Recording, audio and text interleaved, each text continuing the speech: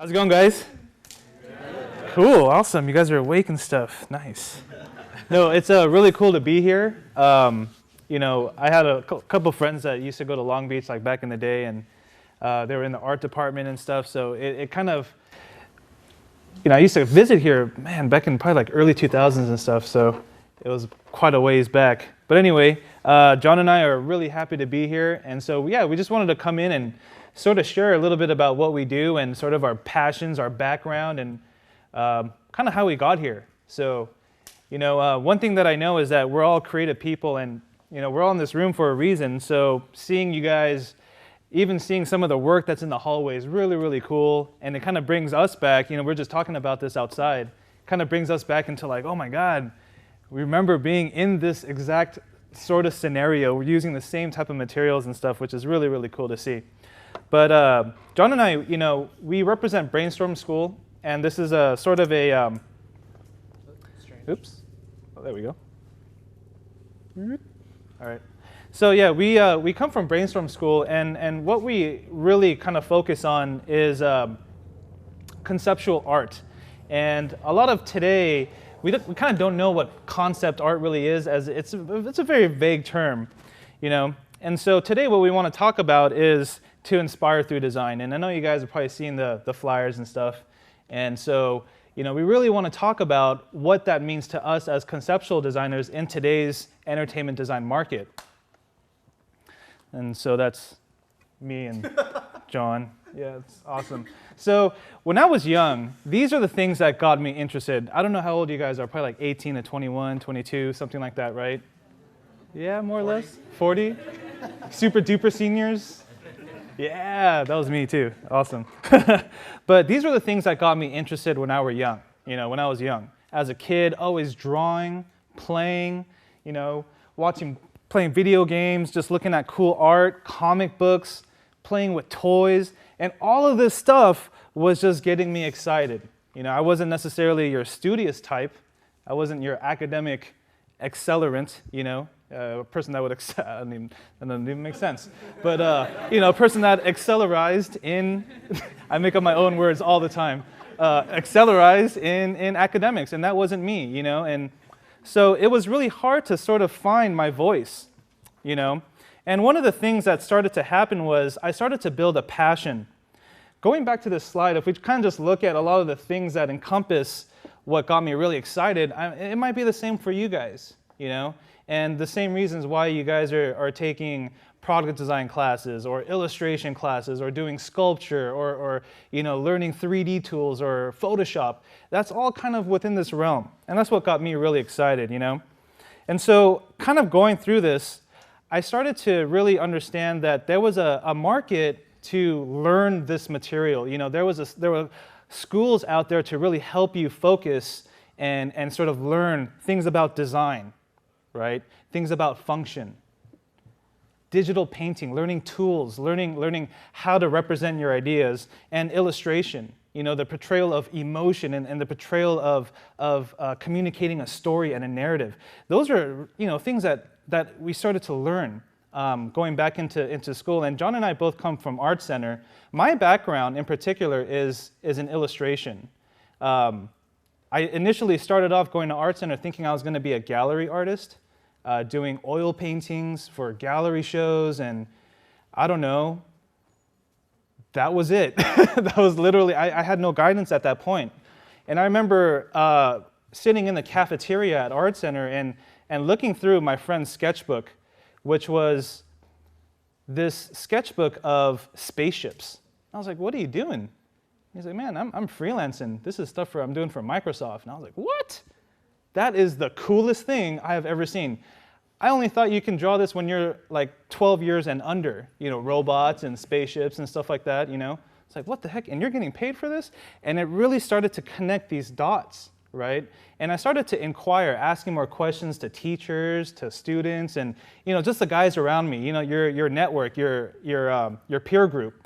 And I started to learn that a lot of these industries, such as the video game industry, feature film, which also includes animation, and theme park design, not to mention a whole slew of other industries that really revolve within the same space, such as toy manufacturing, costumes, Marketing material. Marketing is huge. You guys go into Best Buy and you see the huge Call of Duty posters that are everywhere. Someone's got to design all those. Someone's got to paint all of those, and they need artists everywhere to kind of accomplish those sorts of things. So now it kind of comes to the idea of, what are we? We're concept designers, okay? And if we kind of look up, and I know this is super academic, and I was just telling you guys I'm not the academic accelerant, so this kind of goes against my grain, but if we just kind of look at the ideas of concept and design of what John and I do as a career, it encompasses two really important things. One is the idea of thinking, right? Just the conceptual part of that title. It's all about it, right? It's about thinking. It's about coming up with ideas. It's about finding inspiration. And the second part is designing, right? We all love to design, and whether we know it or not, we are all designers. It's just about really kind of tapping into that design ability within you. And when we put the words together, it's really to kind of start to create with purpose with unique ideas, okay? And a lot of people do that, right? A lot of people can communicate new ideas and stuff, scripts, right? Music, dance, but we're doing it through the language of art, right? And so I'm going to start talking about a little bit about some of that language and how that starts to kind of come through. So once I started to adapt and learn some of these aspects, the fundamental ways of drawing, fundamentals of design, you started to understand that you can start to design for the video game industry, build your illustration skills, your art skills, your ability to communicate very quickly within line drawings or colored paintings, develop your imagination and your sense of taste as a designer. These are things that really start to definitely build up. And the coolest thing is that you get to create your own worlds. You get to be imaginative, right? You get to constantly create on a daily basis, which to me never seems like a day of work, right? I grew up in Southern California. I grew up in Glendale. I went to high school in Glendale. Was in art classes, and my parents.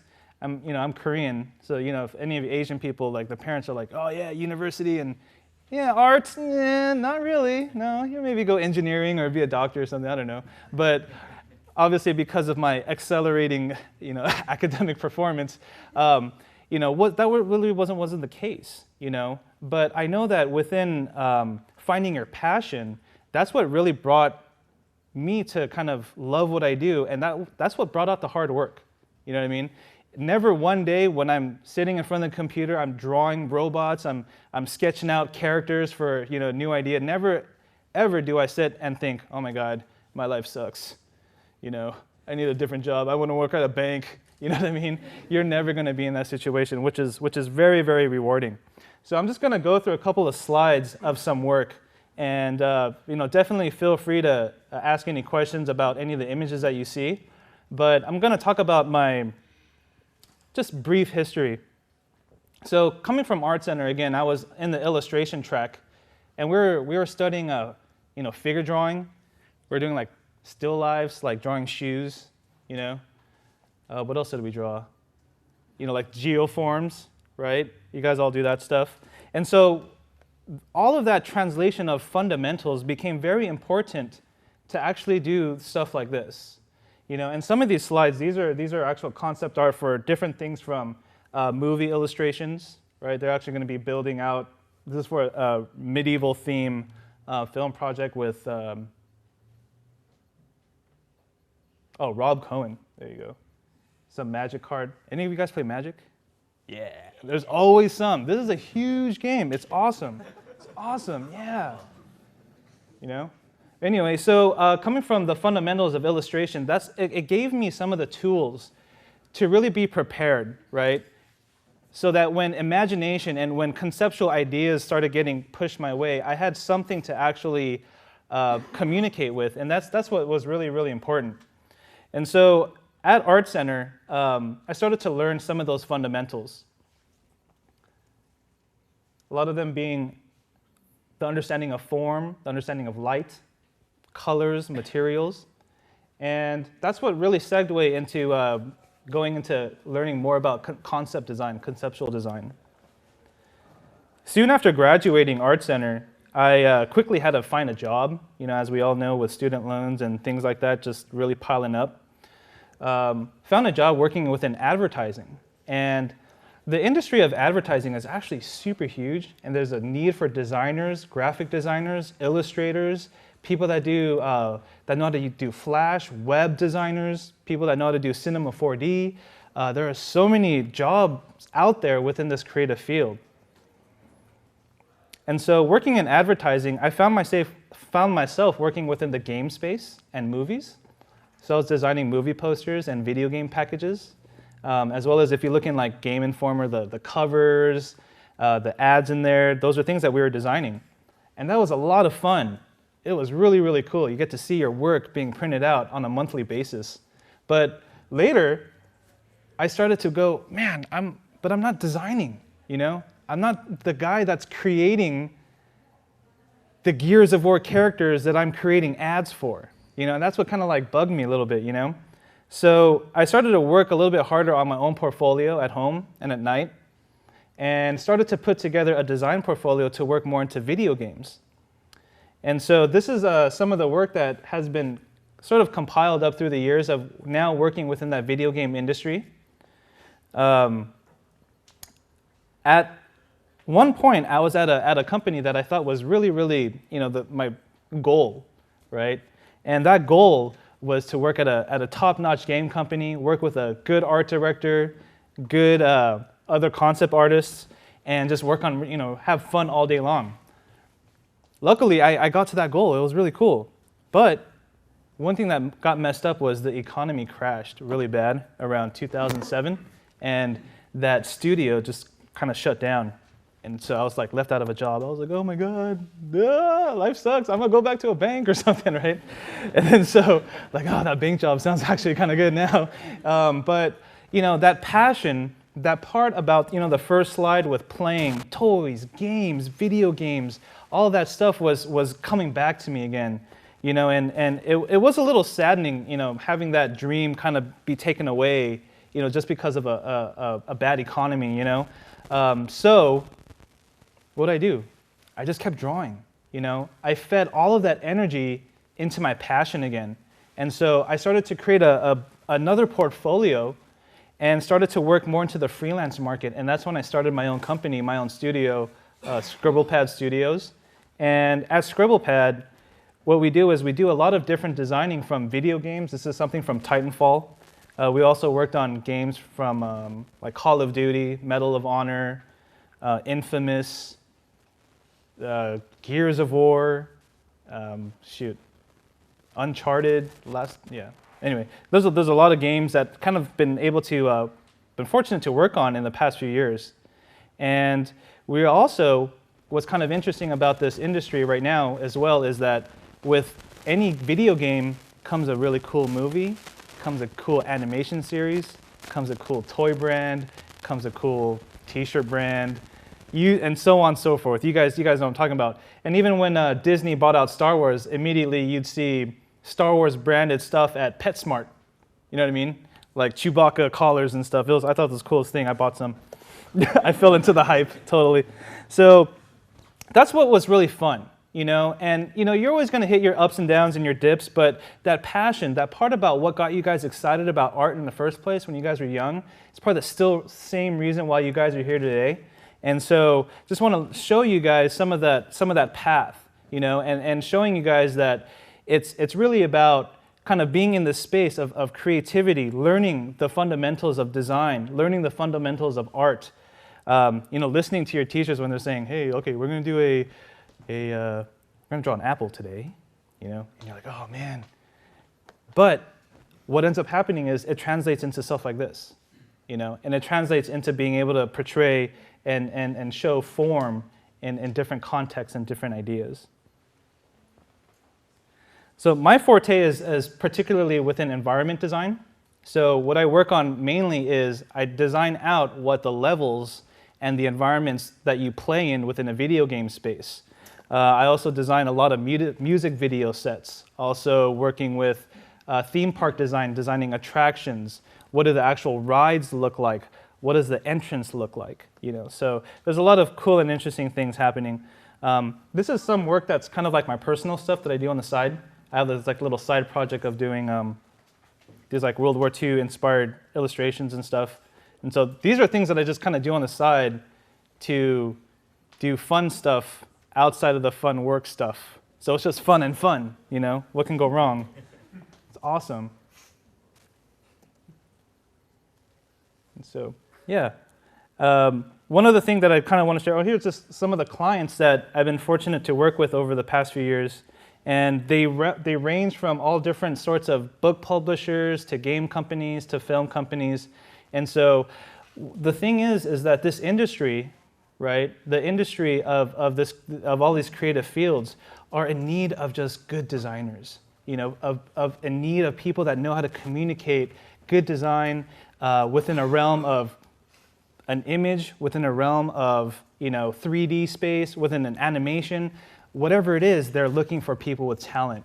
And right now, guys, and I tell this a lot to my students, is this is the first time in our history that art and the professional world have met at this type of level. So this is a really, really cool and fortunate position to be in, that you guys are filling in that market. The video game market, when I graduated Art Center in 2004, was an $8 billion market. It just eclipsed film. Now it's a $65 billion market.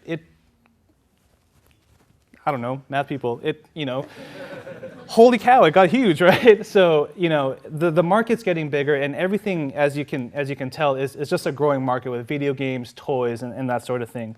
And if you guys play League of Legends and games like that, yeah. So there's all games that we get to work on, so it's really fun. You know what I mean? So. I should have brought my books. Yeah, definitely. So.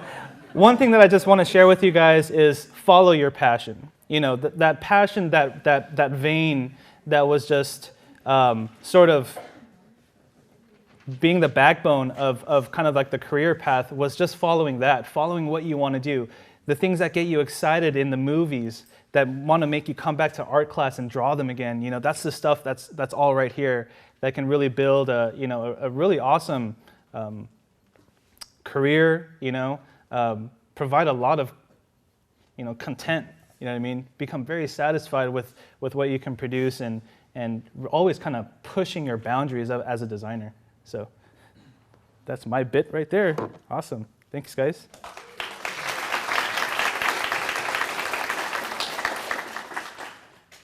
So, go. Now you can do the same. Well, first off, thank you for having us here. It's a Thursday night. It's party time, right? So James and I, we drove kind of from the LA Pasadena area, and the traffic sucks. So if you guys live in that vicinity, I'm sorry and thank you. We got some cool prizes and swag to give over to you guys. It's nothing much, just t-shirts, so don't get too excited. But just out of curiosity, because James and I, we come from Art Center, and Art Center is a specific type of design school. And my background, I went to Art Center in 2006, and I left in 2009. And my major was product design. So I designed, watches, soaps, phones, a lot of small stuff, and it was fun. But I'm trying to be really excited here. How many of you guys are product designers here? Just raise your hands. All right, so we got like a pretty large number. It seems like around 70%. How about architectural design? 0%. One person. Thank you. You're here. You made it, man. How about sculpture design? Am I making that up, Wesley? I made it up. Interior design, not sculpture design. Interior design. 3, 4. Welcome. This is getting exciting. 5.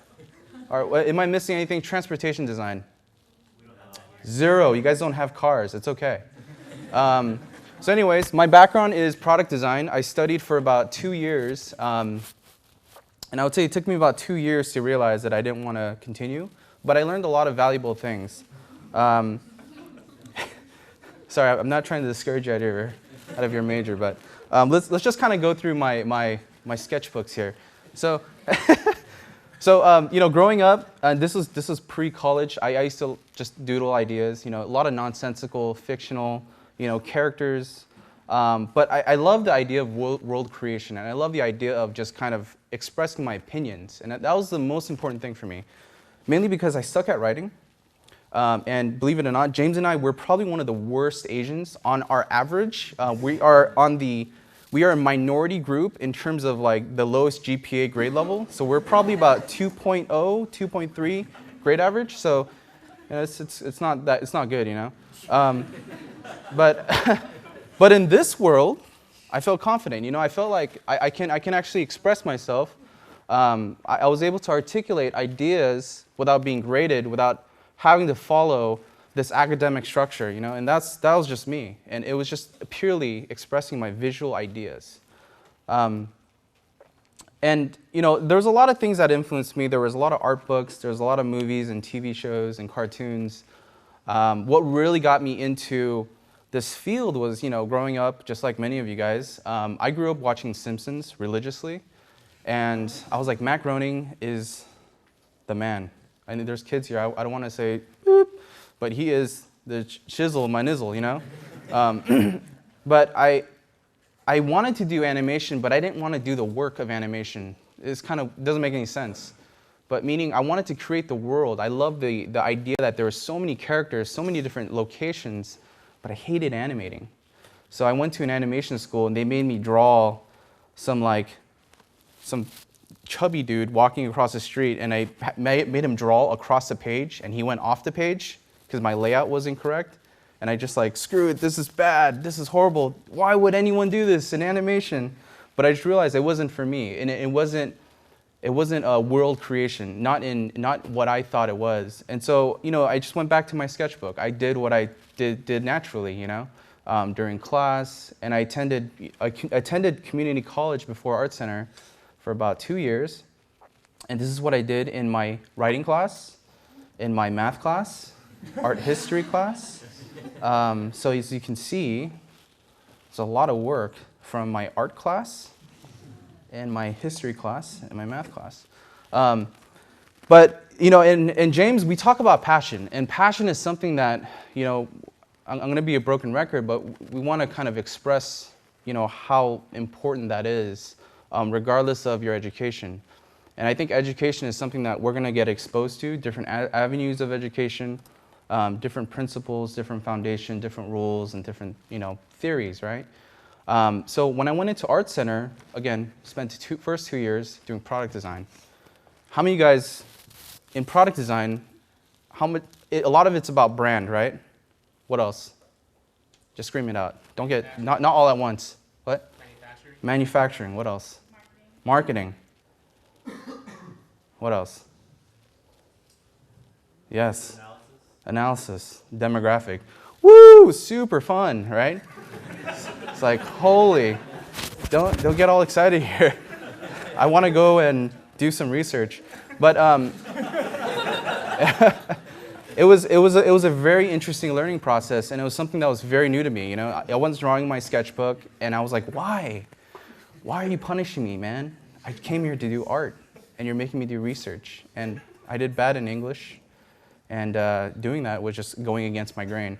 But it was another form. What I learned was another form of being able to kind of articulate my ideas on a more generalized level, to be able to communicate not only to me but to the people that I'm talking to the people that I'm presenting it, and to the guys that are looking at my work. And that's what I learned, was learning how to conceptualize your ideas, learning how to articulate your ideas, and learning how to be very clear about your ideas. Whether it's like crazy pull toys, I'm sure you guys are kind of looking up, like, what is that thing? But this was for a classroom assignment, very similar to what's probably on the walls here. We're looking through the gallery, and it's a lot of just ideas in my sketchbook, right? And eventually, those ideas kind of refine themselves. They kind of evolve as we kind of go through the creative process. As we start to refine our ideas, we start to kind of chip away the rough edges, and we start to get into a little bit more more of that clarity, right? So that's something that James and I, we really try to hone down, the art of being clear. And that was a process in itself. And so the basis of this project, what I ended up with was this fish pull toy. And we actually had to build this thing, and I'm horrible at building things. And I think I might have some images here. But we got to do these really cool manual how to use, how it actually functions, what the materials are made out of. And it was actually really helpful, because I was horrible in English. I was able to kind of write out small little, fragments of words. I was like, I can do this. This is easy. Pulling, tug, wood. Awesome. You know what I mean? You don't have to write an essay with thesis. I'm like, what is that, man? That's weird. Go do that at a UC, a different UC. But this was my language. This is my way of speaking to the people, to speaking to kind of the outside world.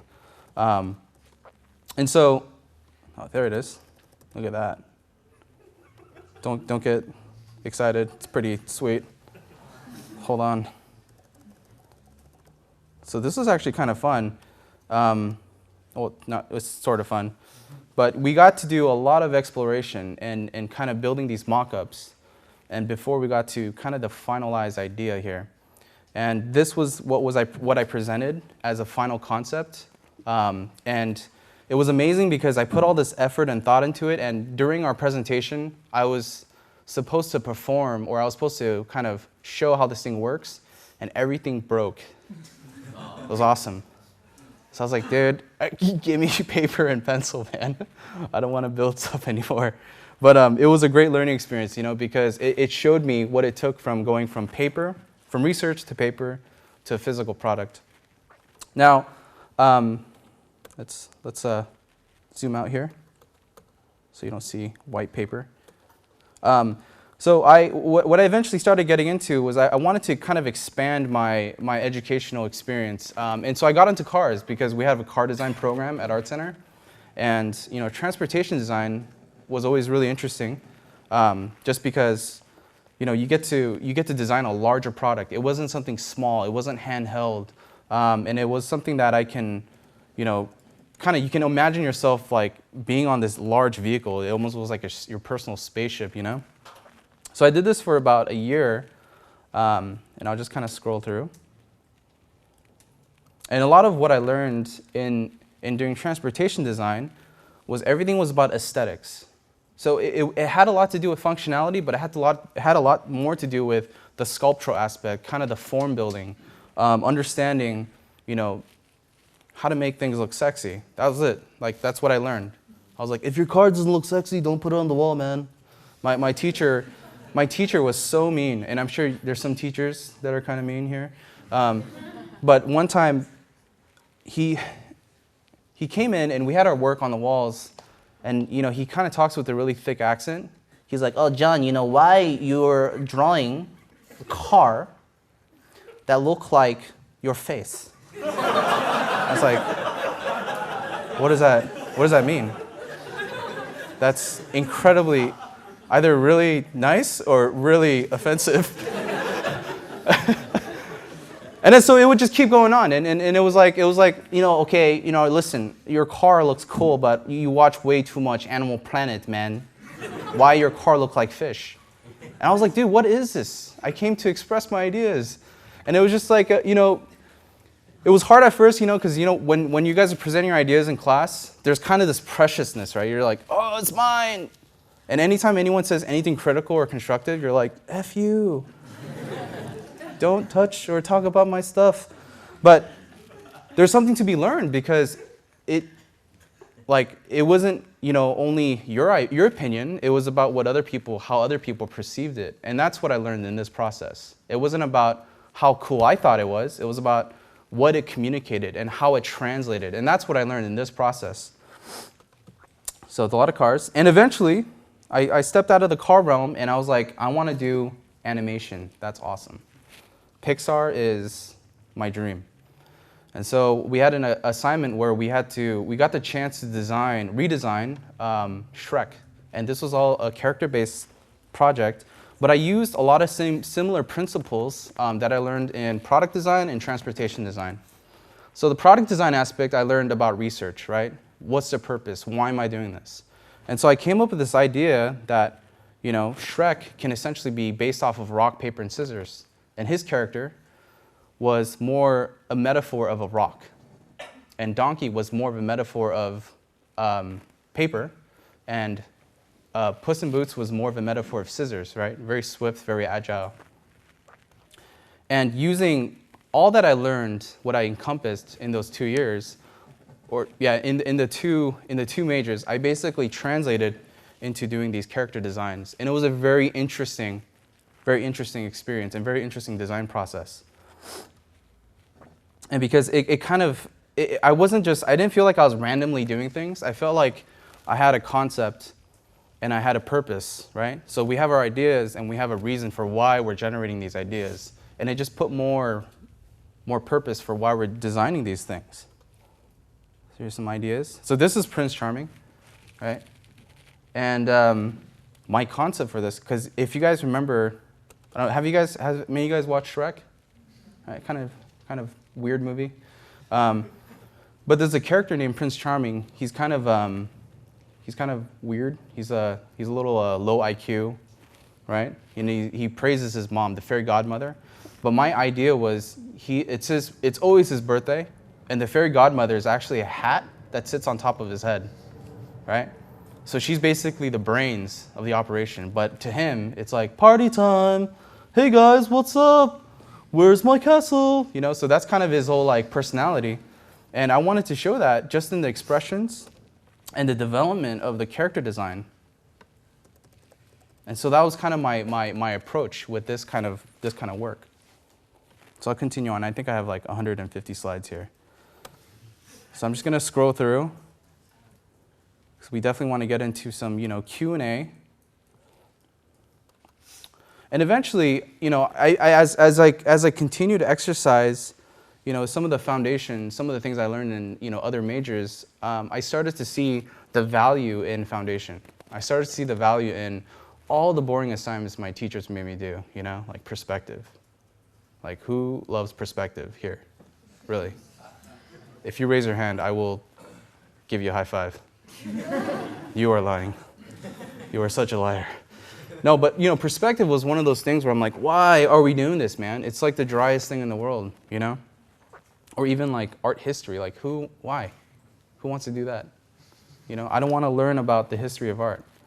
But it came to a point where, I really felt like it was my parents telling me something and I didn't want to listen to them until it happens.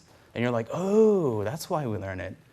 That's cool. Yeah, that's what I felt like. That's what I felt school was like, And the instructors are just basically a different form of our parents trying to teach us these lessons, and we're just constantly trying to ignore them and go against them, right?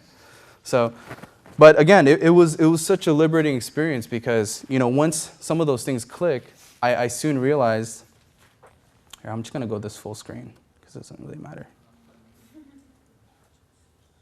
Wait, where are we? Full screen. See, we know how to use computers.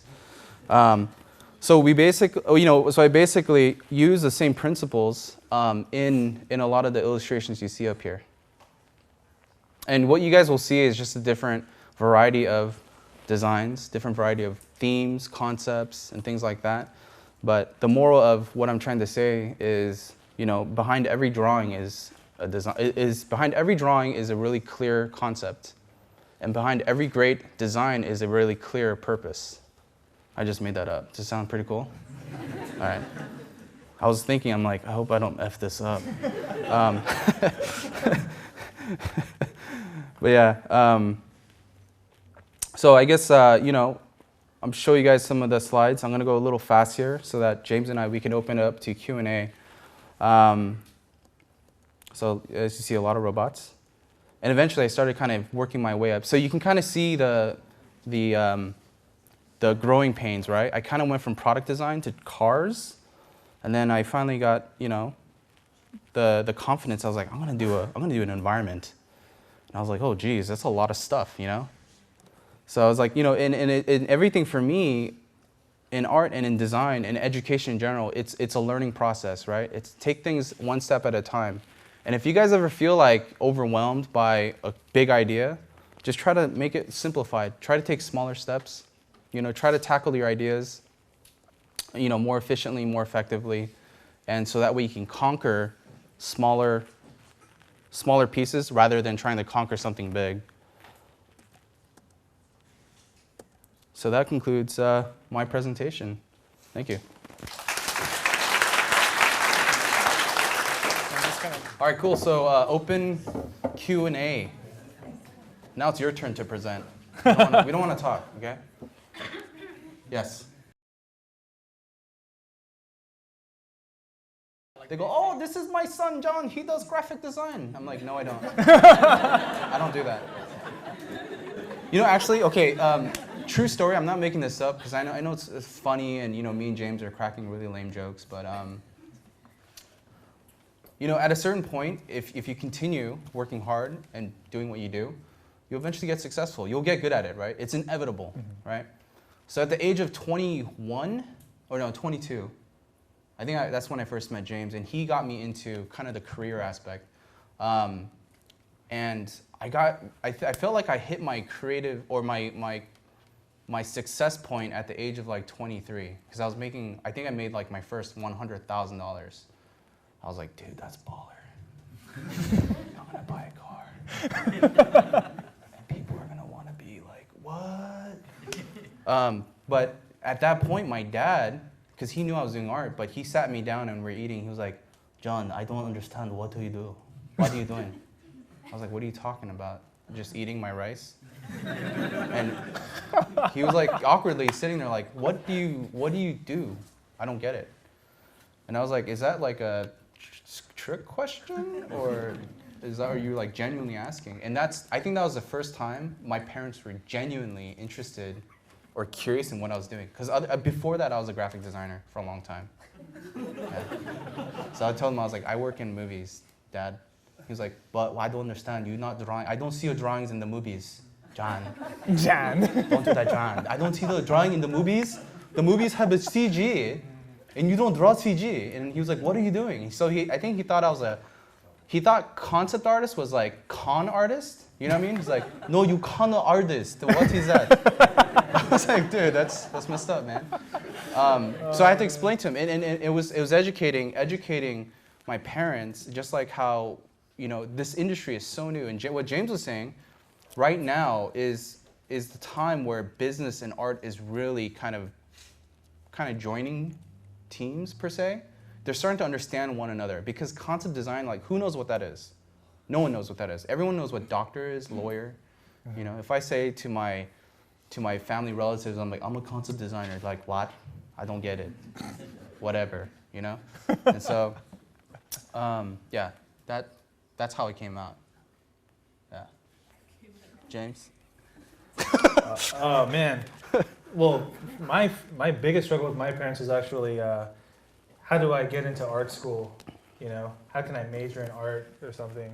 And I remember that being it was a negotiation of, let me apply to art school one time, and if I don't get in, I will work for you for the rest of my life. That's literally what I told my dad. Wow, because I used to work for him in the summer, and he used to have this like small business, and it sucked. I hated working there. So he knew that I was serious if I kind of put that ultimatum out there. But even now, I think my parents still think I do animation. Yeah. Like they go, That's pretty good. Yeah, they go, oh yeah, he works on cartoons. And I'm like, no, well, maybe 2%, But because effectively what we do as a job is that we're sort of a problem solver. We're like a visual problem solver. And so whether we work in film, video games, and we cross-pollinate our industries all the time. I work in film, he works in games, and we do it all the time. We bounce back and forth. But we also get to work in cool things like restaurant design. I used to work for, we actually did a lot of stuff for SBE a few years back when we did the SLS Hotel, the Bazaar. And we're designing and working with Philippe Stark for the interior guys that might know him. But this realm of concept art really helps kind of just be a problem solver for everything. And I try to tell that to my parents. They're like, oh, it's just not there, you know. Especially, you know, I don't know if any of you guys, the older generation just didn't really know art. They're like, you're gonna starve, and you're gonna paint by the beach, and you're gonna sell them next to everyone else, and you're gonna starve. And I was like, no, well, man, if it is, then I will. I don't know, but you know, that's kind of I wanted to explore that realm, you know. So, yeah, but the best was I have a really good friend of mine. He is a car designer for Mercedes-Benz, and that's like a huge thing. I'm like, dude, every time I see a car, I'm like, dude, you designed that? He's like, no, man, just stop. I do the headlights. Seriously. Just kidding. But it sounds really impressive, and it is impressive, and what he does really good at it. But again, going back to the statement, like how does the outside world perceive us? Because we're kind of a rare, weird breed of people, right? So for the longest time, his parents and his friends would come up to him and be like, okay, George, his name is George. So George, if you see this, I'm sorry, man. So his name is George, and he was like, George, you know, hey man, I know you're in cars. Do you think I can get a discount? He's like, what are you talking about? He's like, yeah, you work at a Mercedes, right? Which dealership do you work at? He's like, no, man, I designed that. He's like, no, seriously, man, what dealership do you work at? He's like, no, I designed the cars. He's like, why? What are you talking about? They just make them. So again, like that just shows a lot of people don't know this industry. A lot of people don't know the industry of design, right? It's still a new thing. yeah. And so, you know, I'm sure you guys deal with it too, you know, and you guys are going to continue to deal with it on a regular basis. But I guess what it comes down to is design is everywhere, you know, from like the water bottles to fashion, you know, to the interface on your computer, to video games, Facebook games. You know, who plays Puzzles and Dragons? Yeah, raise those hands. Stop. Don't, come on. I see one. Okay, you're being honest. Everyone else, you guys are lying. You guys play that. But, you know, games like that, it requires a lot of design. It requires a lot of problem solving. And, you know, design has many different faces, right? And so I guess that's kind of what we all kind of are in the same hub. We just have different ways of expressing it.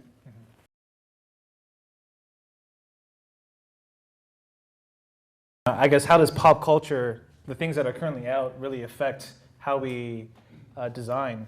And so being aware of what's out is absolutely super important. And you know, you'll get different feedback from different designers and artists, but for me, I need to know what's out there so I can effectively know how to design new and unique things, even if it's kind of filling within the cracks. You know, if you have now, we all remember when Lord of the Rings came out about 10 years ago, maybe almost close to 15 now, 2002 maybe.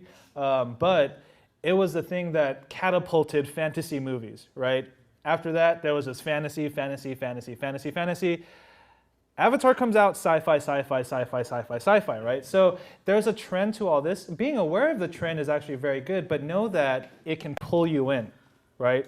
One thing that I remember from art school, from one art teacher in particular, is what you see comes out, right? Whether you know it or not, everything that you observe with your eye comes out in a way of a design. And so some of the theories and process that John and I have been taught and utilize within our job is how to come up with creation, how to come up with variation that's unique, that still feels cool, but doesn't hit all that, you know, pop culture sort of marks that they already have. Yeah.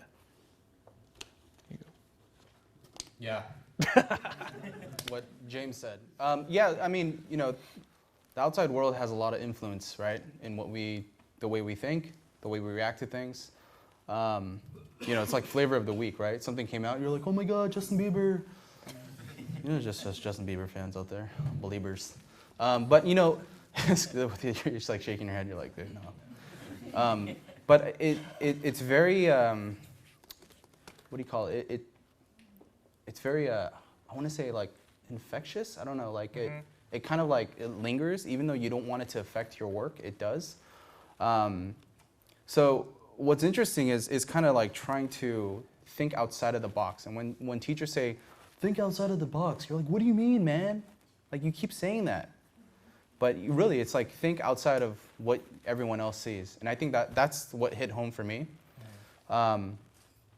So I do still pay attention to the movies, the games, you know, the products that are out there, and the new Apple laptops and all that stuff. But I really try to pay attention to things that aren't in the norm, you know? Weird plants that I've seen, you know, try to like really look at it beyond just the image, and try to let it influence my thought process. And I know it sounds really artsy-fartsy when I say, let it influence you, let it inspire you. But really, let it kind of see, like, try to challenge yourself to see if you can come up with a really unique idea, not based on something that's generic or based on something that everyone else sees, you know what I mean? Here's an example. So I'm Asian, right? Me and James are Asian. And Asian people have a way of organizing their homes. And especially our parents, they're known as this thing called pack rats, right? So they like to save everything just because they think World War III is coming, people are gonna die, and you know, they just keep everything. I don't know why, from the 1967 newspapers all the way to now. I don't know why, it's disgusting. But I was like, this is disgusting. It's visually upsetting that my parents keep all this old stuff. The only time it came useful was when I had to actually design an interior based on kind of a Chinese or Asian apartment. And I was like, that's easy, right? But no one else in the design team knew how to do that. That's because I'm Asian, right? So I owned it. I was like, I can effing do this. This is easy. So let me show you how to do it right. You know, put the fans here, the slippers, the box of ramen, you know? It's like, utilize your space. Your bed is essentially your table, right? Awesome. You know, you hang your clothing strategically so that the sun, when it comes at a certain hour, it's drying your clothing, but also it blocks the sun out, you know what I mean? You know what I'm saying? So, like, who can think of that but me? Like, so when the director saw that, he was like, oh my God, I feel like this is real. He's like, I feel like you've been there. And I'm like, I don't know, I think maybe. It just came out of me. But like, you see what I'm saying? It's like, instead of like going on Google and looking up like Asian apartment, because you're gonna get a bunch of generic things, I was just like, what do I have? What does my parents' house look like? You know, and I'm looking like, oh, there's random stuff. There's old toilet rolls, there's coupons. Like, why coupons? They've expired 10 years ago, but they're there, you know what I mean? And then you want to throw them out, like, no, we use for something else. Use for what? For fire, you know what I mean? For like door stoppers, for random stuff, you know what I mean? But that's what I mean. That's like owning your creativity, and that's thinking outside the box, right? Yeah, no, I totally agree with that. That's so funny.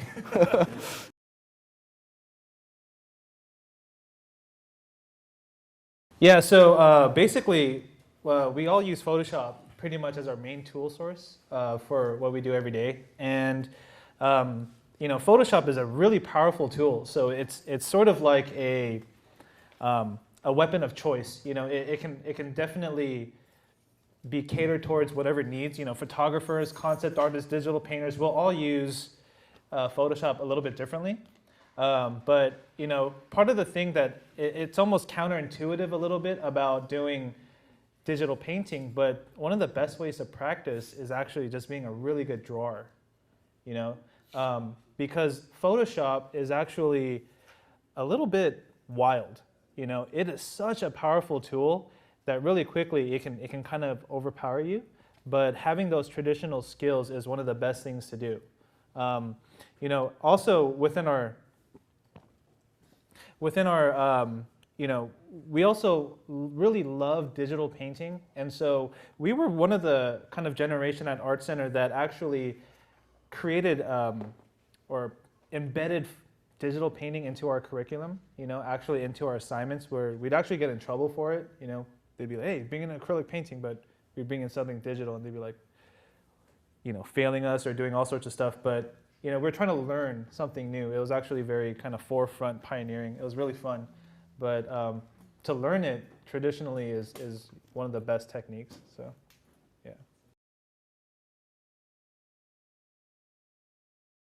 There's so much stuff on YouTube. Like, if I were to the amount of resources that are on YouTube now is insane. Like I would probably, and not to discourage anyone here, I probably wouldn't have gone to school. You know what I mean? Because there's so much stuff out there. It's crazy. Like the other day, I was like, how do I make scrambled egg? Like I know how to make it, you know, but how do you make it like restaurant style? You know what I mean? But and I saw a video. I was like, damn, that's how you make it, dude. And it was awesome. But to your point, there's a lot of tutorials. There's a lot of like, you know, how to render shapes, you know, Photoshop introductions. If you're looking for forms specifically on Facebook, there's like digital spit painting or speed painting, right? Mm-hmm. There's all these groups that are kind of sharing, and there's like a community, right? Because I feel like art is the only, I feel like it's like one of the only industries where everyone generally likes to network and socialize, you know? As where some of the other industries, like they're a little bit more segregated in most instances, but sharing is a huge thing, and there's a lot of resources out there that will show you that. Yeah. That's a really good question. So what's our process when we get into an image, right? Or designing a concept? You got a new assignment. Okay, new assignment. So first thing I do is, what is it that I have to draw? I start with a very, very simple question, you know? And I break that question down into like 3 or 4 keywords, right? So a lot of times I'll get an assignment like, oh, hey, John, I want you to design like some sci-fi robot, blah, blah, blah, and he has machine guns. So I'll think, okay, robot, machine guns, and piece from the future, right? Those are kind of the keywords. And based on that, I'll actually do some research that will kind of be under the category of those keywords. Because for me, you know, one thing that I learned was we have a visual library, a visual memory bank that we cycle through naturally. But one thing you don't want to do is go to that first, because you're going to get really, really generic ideas. It happens to all of us, right? You know, when you guys are doing product designs or interior designs, you're like, I've seen that at BJ's, whatever. Or if that looks just like my Apple laptop, whatever. You know what I mean? And it's natural. It happens because you're constantly seeing it and it's in your brain. What you want to do is you want to kind of sort that out, kind of look at it, reinterpret it, and then kind of start sketching your ideas out. And then from sketching, you go into, you know, value, black and white, and then we go into color. But the essential things is breaking down what it is your goals are, your keywords, and doing your research. At least for me, I don't know. Mm-hmm. Yeah. Yeah. It's kind of interesting because John's background within product design, since I've known John for quite a while, we've worked together a lot. And so we get to sort of understand the different disciplines of product design and illustration. And it's like, oh, wow, you guys think about that first and this first. But it's really interesting because the process always starts from research, you know, trying to understand what it is. My illustration background sort of gears me to think about the emotional aspect a little bit first. You know, I think, oh, like going off of his robot gun future guy, it's like, oh, it's mysterious. It's supposed to be very frightening. So it kind of gives me a overall tone or like a color or even a camera angle of how to kind of capture that image. And then I kind of go back into what John does about thinking about the function and the forms and that sort of thing. So I kind of go slightly reversed. You know, but we kind of end up at the same point. It's like start with your right foot or start walking with your left foot. It doesn't really matter. You know, you get to the finished point of the design at the end of it. So yeah, process is process. Your own process, that's what I think is art, is what, you know, you create your own way of doing it because it's personal to you, you know.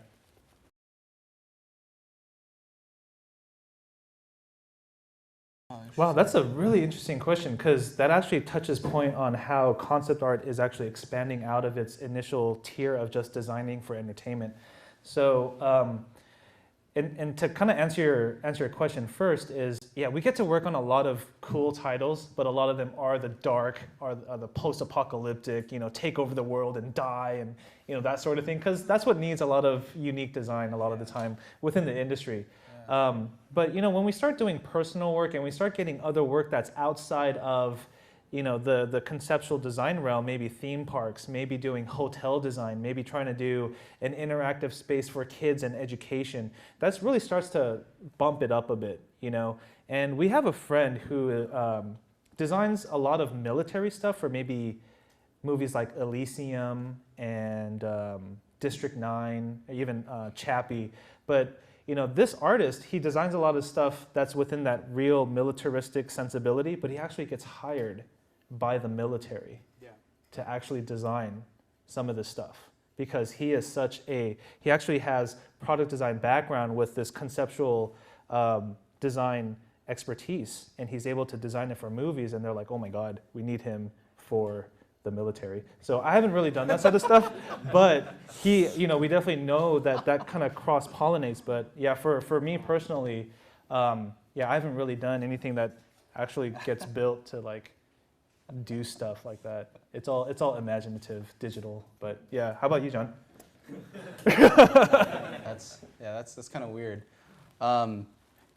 That's tough.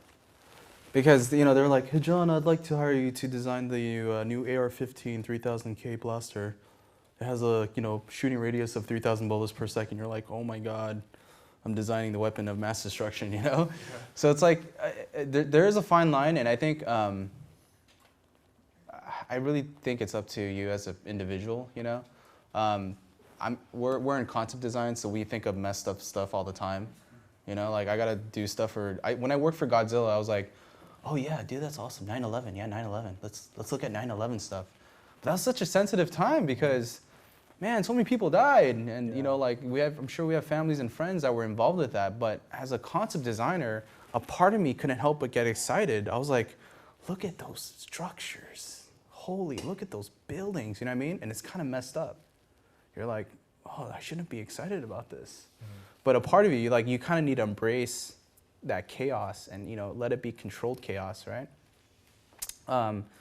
But in terms of future, if you guys are designing architectural things that are a little bit more positive, I love looking at Frank Gehry buildings, Calatrava, and those are things that are physically made. But I like to kind of look beyond that, because as a concept designer, you're not bound by physical structures. You can kind of put there's a watermelon tower. Just cause it's made of watermelons, so you can kind of go really wacky with those ideas and kind of define your own form language, right? Your own structure language, your own material, and kind of do whatever you wish. But yeah, that's a really good question. Thank you for asking that.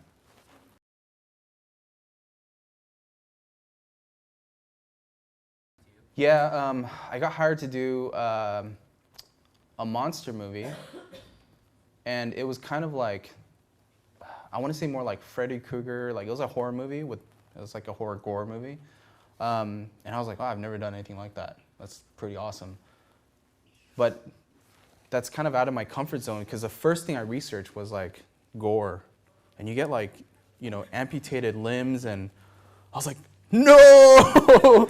I was like, oh my God, my eyes! And I couldn't handle it, so I got fired on the job. Because my ideas are so generic, you know what I mean? Because I couldn't embrace that side. It was just not in me. And I know guys that they get so fascinated by oh my God, I found this really cool scab. Dude, look at the scab, bro. And I took photos of it. Look at the textures. They think that way. Their moral compass is kind of upside down and 360 degrees. It's kind of weird. But they think that way, and they kind of utilize that.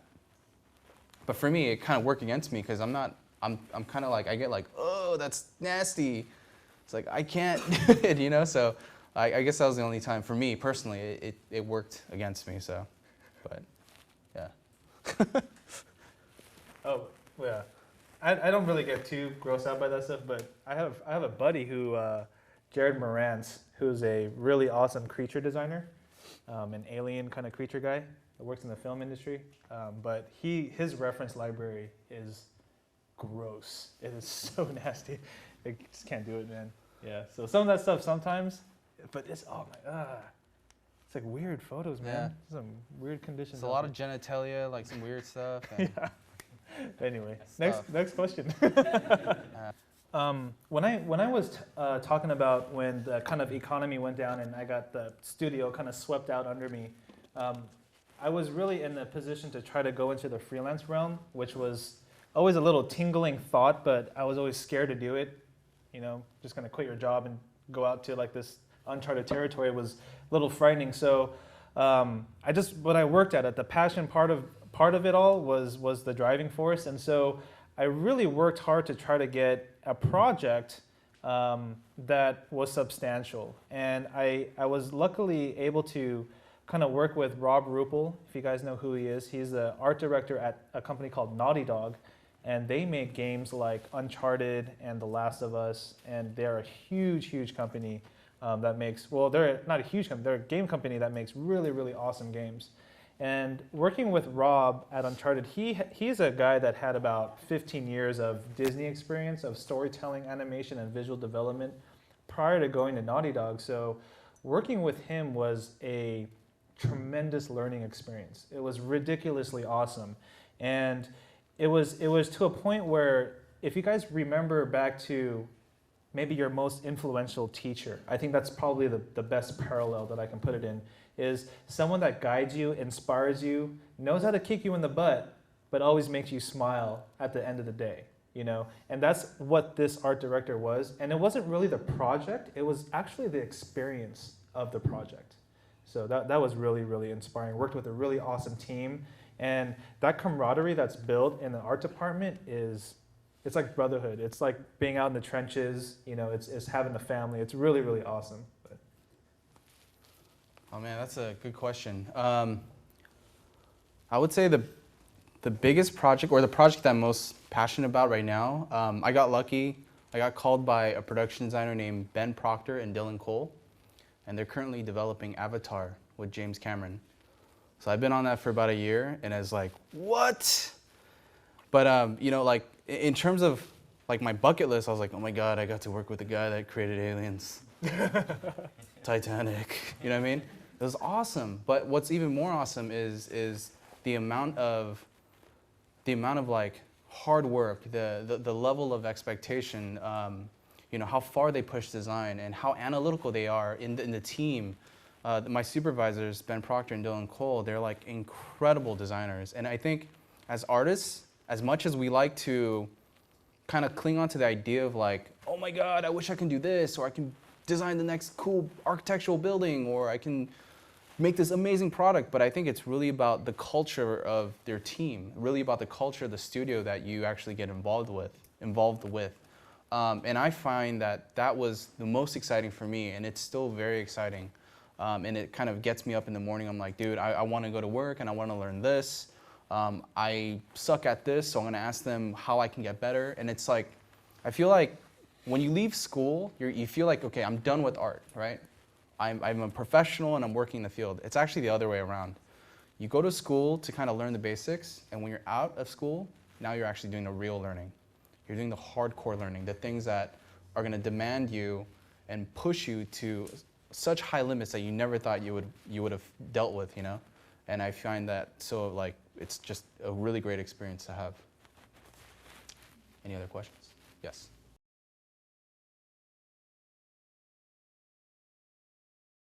Yeah.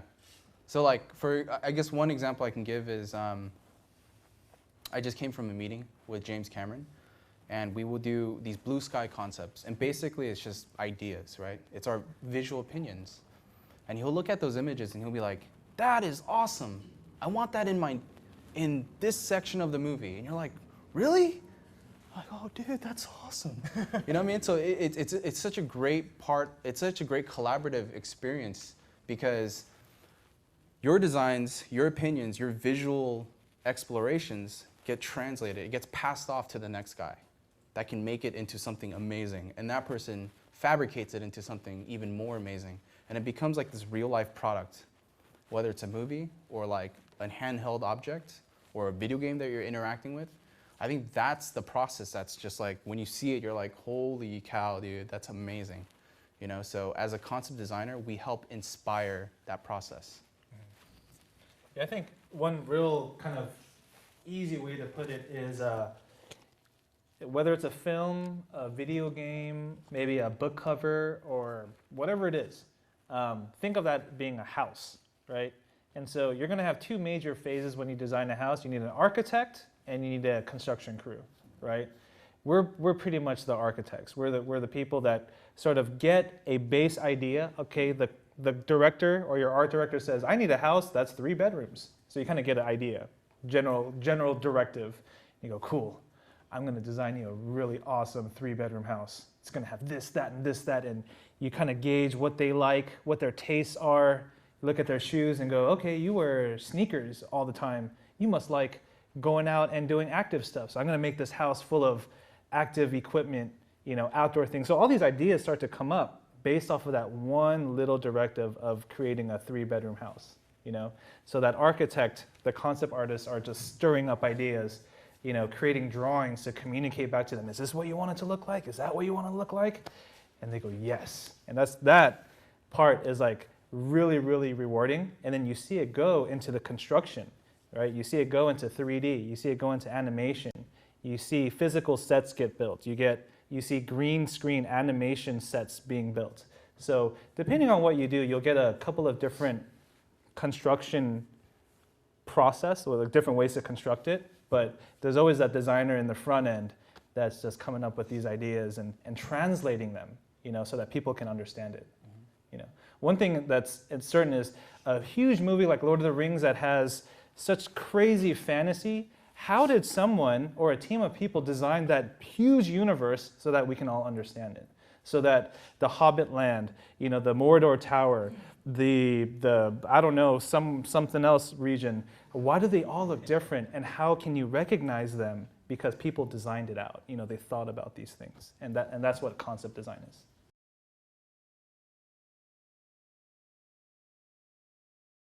I don't know. You want to go first?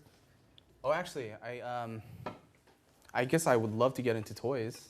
Growing up, I loved Legos, and I loved. I guess I was in the generation of Ninja Turtles. That was my jam. But I loved physical toys. Because it's so inspiring. Because as a kid, I remember like just looking at it, I was like, oh my god! And this tabletop became a building, and like as a kid, I was so inspired. So that would be one thing on my bucket list I'd love to cross or check, Here's a question I'd like to kind of ask you guys. Outside of school, curiosity about concept design, do you guys have any questions regarding kind of your career path, your industry, like financial things, freelancing, things like that? James? Let's see here. Within a student portfolio, you get any type of portfolio that's getting into a studio or in front of an art director. You get to see a lot of similar type of work, and style can definitely be one of those things that can help you be promoted, right? Be a little bit more visible to the rest of the bunch. But it could also slightly backfire because if the style is not applicable to a certain project style, right? So one thing that, and John and I, we really try to help students cater their portfolios for maximum effectiveness. And so we actually require students to actually come up with many different styles, because a style isn't yours, because we're not an artist, we're a concept designer. We're providing a service, we're providing a design for other people. It's not about us. We do our own personal work all the time. That's art for us, but we have to make sure that we do this for a client. And so keeping that in mind that, his Shrek concepts, maybe not work for the guys that do Angry Birds, It's not that the style's bad, but it just might not be fitting. So that's maybe one thing that I would keep in mind. And that's kind of goes back to research, going back to who's looking at your portfolio, who is the company, or what kind of projects do they work on to kind of give you that aid. None of my stuff will ever pass phase 1 at Pixar. You know what I mean? It's just not the language that they want. They might like it, but it's just, we don't want to scare our fans. We don't want to scare our kids, right? So actually, it might be different. I got a pretty good analogy. Okay, think of your portfolio, your body of work, like a restaurant, right? And everyone here, we all love food. I love food. I'm hungry as hell. But when you go to a buffet, are you guys specific, or do you go to a buffet and you're like, I'm gonna eat everything that's here, fried rice, freaking pizza. It just doesn't make any sense, you know what I mean? It's all over the place, right? So you can almost relate style to that. Like, so if a client or a studio is looking at your body of work, they want to get the impression of like, what kind of palate or what kind of taste do you have? Are you a sushi restaurant or are you an Italian restaurant, metaphorically speaking, right? So, you know, try to really define what it is and own it, you know what I mean? You want to really own it. So me and James, we're in the realm of like realism. So a lot of work that we're involved with is very realistic, you know, hyper-realistic games, hyper-realistic films, not necessarily in the realm of Pixar or anything like that. It's just mainly because we kind of enjoy the realistic kind of aesthetic. So yeah, we're that kind of restaurant. We're the realistic restaurant. But you know, we do it well, and we thrive on it, and we try to own it. And so that would be my suggestion to any of you guys about style. You know, try to really define what it is that you're going for. Mm-hmm. Yes.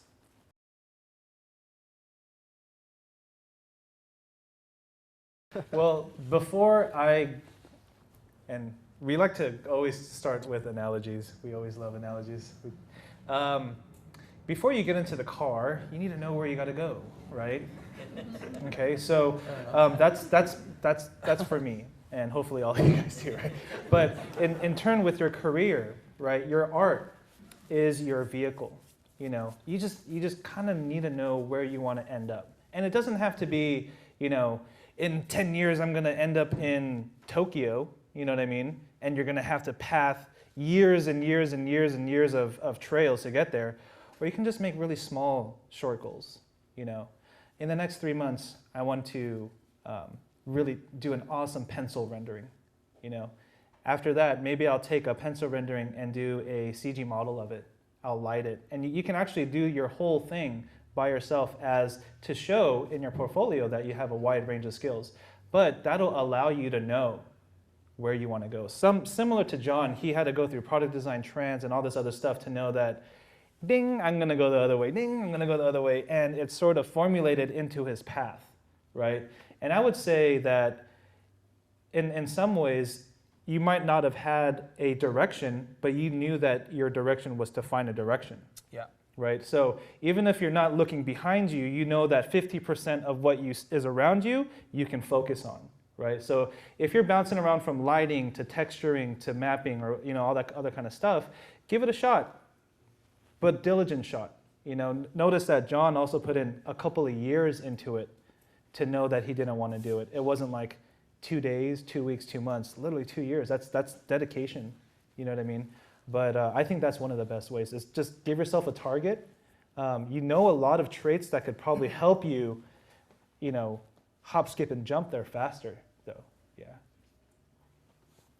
Yeah, I mean, like, I guess if I were to just be really straightforward with you, right? What's the first step? I mean, it's not VFX supervisor. I would say it's kind of like, you know, what's the thing that makes you want to get into a game studio? You know, what do you feel comfortable contributing to, you know?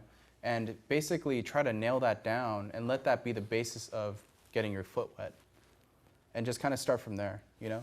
Because I can't tell you, hey, in 5 years, you're going to like this. In 10 years, you're going to probably eventually do this, you know? Everyone's different, and I think what we all need to figure out is it's a process, you know what I mean? Like, just like when I started out, I thought I was going to do product design. It wasn't for me, but I learned a lot. You know, and I felt like my life was like a bowling alley. You know, I know I'm gonna hit those pins, but I'm just gonna like bing, bing, bing, bing, bing. I'm like, God damn it, I suck, dude. And I'm just like hitting it, but I know I'm going forward, right? And there was this really cheesy quote that I heard. It's like, no matter what, even if you fail, you know that you're failing forward, right? It's like now everyone's like, oh man, that's pretty good. But you know what I mean? So it's like, you know, no matter even if you didn't find your niche or what you wanted to do, at least you know you have a better idea of what to do next.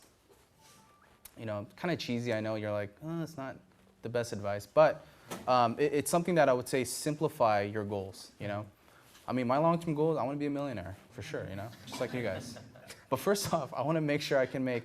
How do I make $10 in a day? You know, if I can make $10, how to make $20? How do I make $100? You know, and I even treat it freelance like that, like what James taught me, is don't shoot for the big goals. Try to make sure you can hit these small milestones. because that will teach me along the way how to manage and really know what I can take on, and most importantly, if I really like it. So, yeah. It's kind of like, we're getting drafted for the NBA, right? I mean, not all of us are Kobe Bryant. I wasn't. I didn't come out like, oh yeah, I'm like 18 and I'm gonna slam dunk. You know what I mean? I was more like the 5'3" guy who, it's like, you are just gonna be a bench warmer, man. But I was a good bench warmer, you know what I mean? I kept that thing warm. No, just kidding. But my first job, it wasn't like, because I wanted to go to Blizzard. That was my ideal place. I was like, I love Blizzard, I love StarCraft, it is my life, I'm Asian, it's in my blood, I'm gonna do it, StarCraft. That's me. But I didn't get in. But I didn't want it to stop me from continuing on, and I was like, okay, fine, what's the alternative? And I think that's what led me to understanding it better, was that alternative. Because it wasn't there, I wasn't ready for it yet, so I sought an alternative. And the alternative was like a third-party small video game company, right? And they do really bad stuff. But it was a chance for me to kind of learn under their dime. They're paying me, they hired me, they trusted me, and for me to kind of test out my skills, what I learned in college.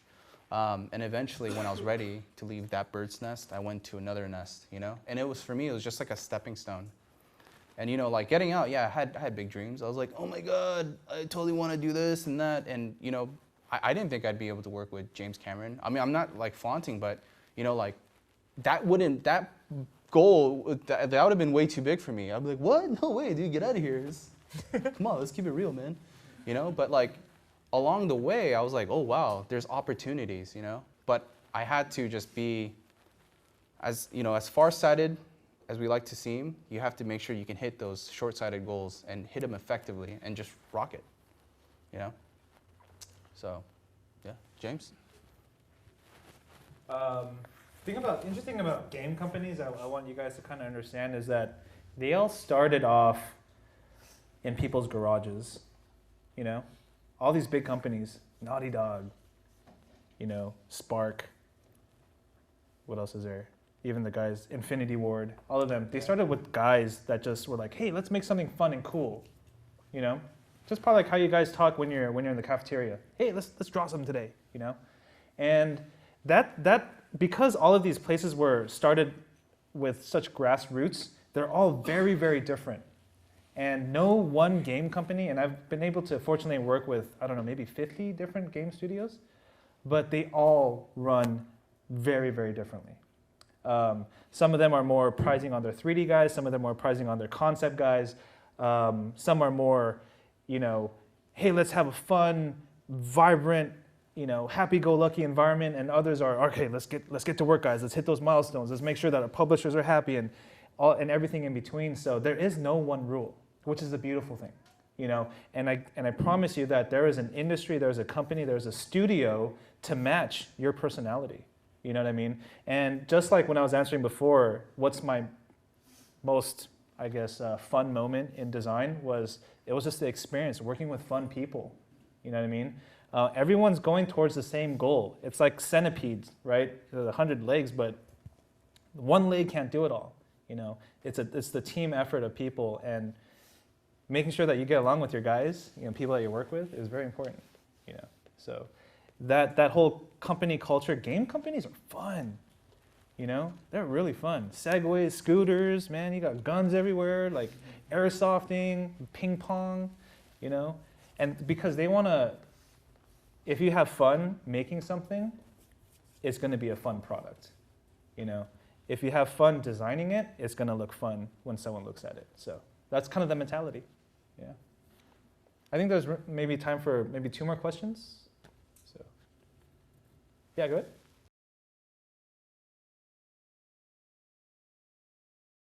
It was, everybody! No. Everybody!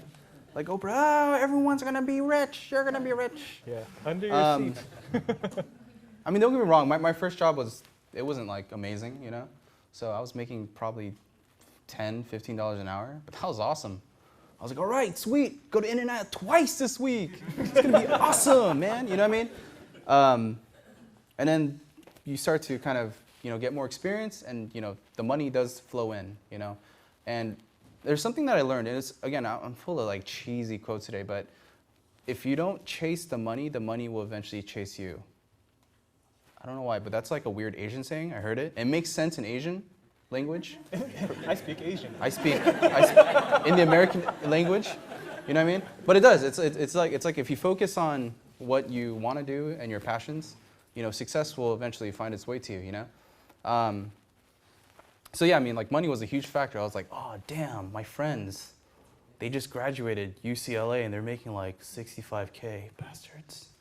You know, I'm like, you get the check, business. You know what I mean? And we go out to dinner, and I'm like, damn it, my ego. Oh, but I think financially, you know, it was one of those things where it's like, okay, as long as I'm happy and I can survive and, you know, live the next day, that's good. Because eventually, you know, like I think a half a year from that point, I was able to get a salary bump because I switched jobs. You know, I was learning, and just like when you learn, you know, financially that will grow as well. You know, if you're stuck at a studio and you like it, then your learning starts to plateau. So does financially, it will plateau as well. But if you're okay with that, then you know that's what you should expect. But yeah, in the world of art, if you're hardworking and you can be smart about it, you can actually be it can be very lucrative, right? Yeah. James? Yeah. Right, James? Well, I mean, here's the thing, guys, is with that, I got a very late start at Art Center. Actually, in college, I was the accelerant, right? I was like the academic accelerator.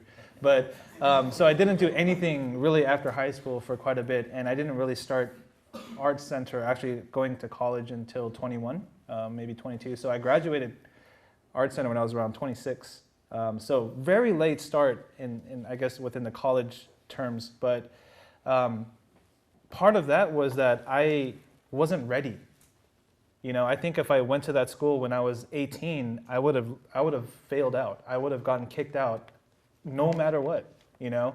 And that also was saying that, you know, things come in time, right? And, you know, don't always just see who's out of the starting blocks first. It's like who hits the finish line, right? So I think that's definitely one thing to kind of keep in mind. But, you know, you kind of use your head, you use your smarts, you know. You have a skill that people want and people need. And so there is definitely awesome opportunities out there. Awesome opportunities. That's a good analogy. Like, there's so many times when I want to go back to middle school and I'm like, I'm going to be the best 8th grader and be a valedictorian. You know what I mean? Like, I'm like, damn, school's so easy. You know what I mean? But it's natural. As you graduate, you go through the process, you go back, you're like, those high school kids, you don't know shit. You know what I mean? Like, and you're complaining about life. You're like, what are you talking about, kids? You know, but if I were to go back and redo high school, I would have gotten like a 3.0, you know? It would have been just saying. I would have been 1.0 higher than what I'm usually used to. But that to me is like, dude, that's pretty good. And if you go back to middle school, I would have been a valedictorian and I would have, just rocked it, you know? Been a pretty awesome, weird, you know, almost 30-year-old living amongst 13-year-old kids. But like, it goes back to James's point, you know, like you guys have different backgrounds, different life experience. Some of you guys started school early, some of you guys started later. And it all has a different advantage. And I think just embrace it, you know? So. Yeah, there's no race. There's no, you know, who gets their first wins. You know what I mean? It's all your own pace. So. Yeah. One more question? One more question?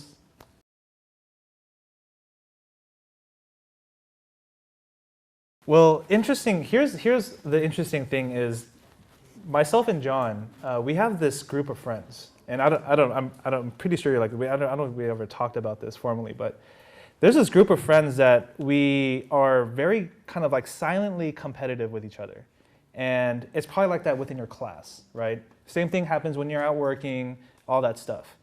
But when John is doing some of his robot stuff, I'm like, God damn.